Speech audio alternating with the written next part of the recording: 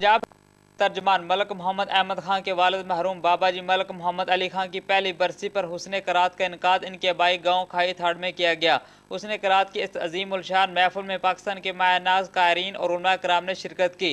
उलमा कराम का आखिरत के बारे में रोशनी डालते हुए कहना था, कब्र पे जब जाओ अल्लाह के रसूल ने फरमाया है 4 मकसद लेके जाओ।